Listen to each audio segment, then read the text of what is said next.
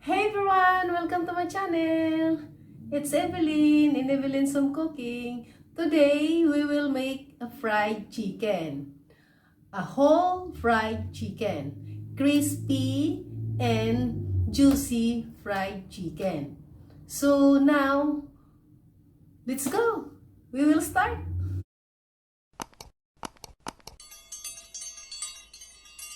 So first, we will put the hot water in the bowl.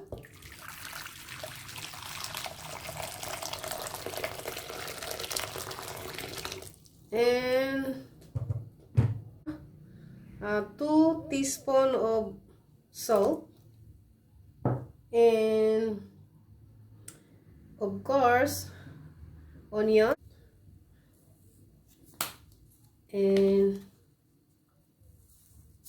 pepper, black pepper. We will put also a bay leaves. And we will mix it together. This is a brine solution to make our chicken soft and tasty. This is our whole chicken, 1.5 kilogram. So now this chicken, we will put it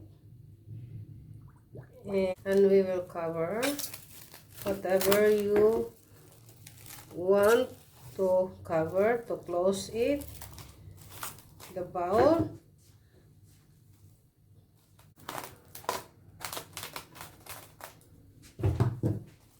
Okay, now so we will set aside our bowl to make our chicken soft and tasty, and 3 to 6 hours. Okay, now next we will make a breading. So we will put 1.5 all-purpose flour and 1 cup of cornstarch, 1 teaspoon of salt, 1 teaspoon of black pepper, 1 teaspoon of granulated garlic, and 1 teaspoon of onion powder or granulated. So we will mix it together. Now we will make it half. So the half is, we will separate it. Okay, next the half we will put the egg in the bowl.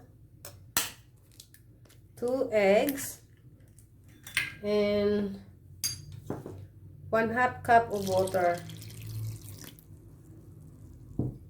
and we will mix it. Okay, we will set aside and we will take our chicken. Now this is our chicken. So okay, so we will drain the excess water. Okay, now it's dry already. We will put in the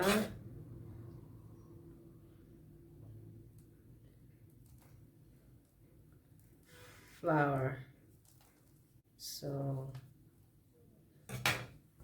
like this. Okay. Okay.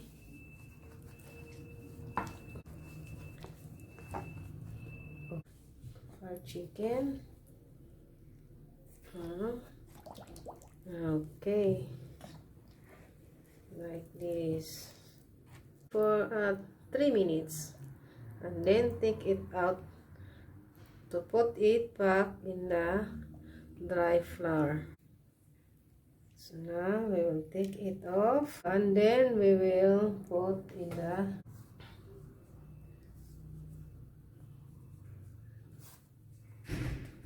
okay. So now we will prepare the casserole to put cooking oil.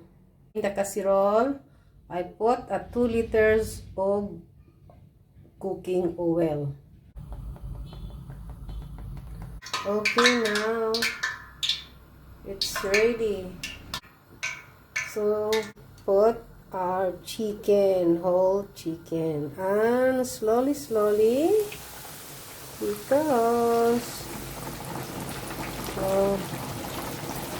okay, we can fry the chicken to 30 minutes, and for the first 15 minutes we put the fire in a medium heat. After 15 minutes, this is the result of our whole fried chicken.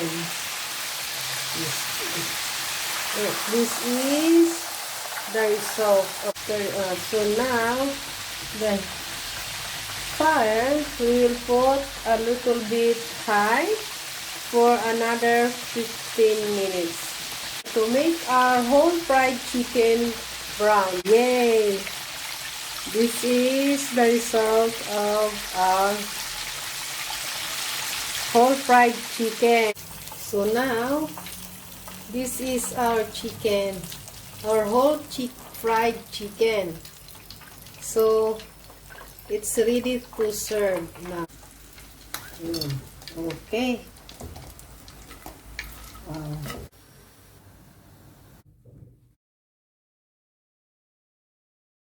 Okay, now I will try to test a little bit.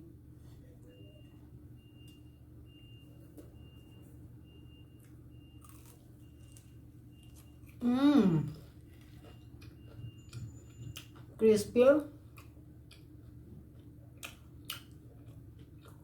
juicy, very tasty.